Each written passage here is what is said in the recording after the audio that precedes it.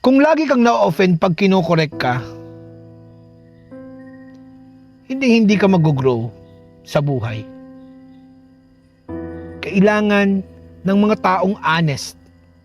Kailangan ng honesty para yumabong ka, para umanlad ka, para mag-grow ka. Pero kung mas malakas ang ego mo kaysa sa willingness na matuto, paulit-ulit lang yung cycle. Nag-iiba-iba lang ang mga resulta. Ang correction na ibinibigay ng mga mahal mo sa buhay o yung mga talagang nadyan sa tabi mo, hindi yan atake. Salamin yan.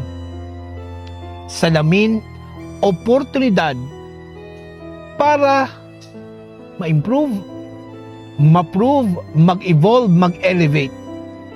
Kasi yung mga taong yan na nagke-care talaga sa iyo, i-check ka nila kasi gusto nilang makita kang manalo. At kung na-offend ka sa tuwing sinasabihan ka nila at hindi mo to tinatanggap at mas pinipili mo ang pride mo kaysa sa progress,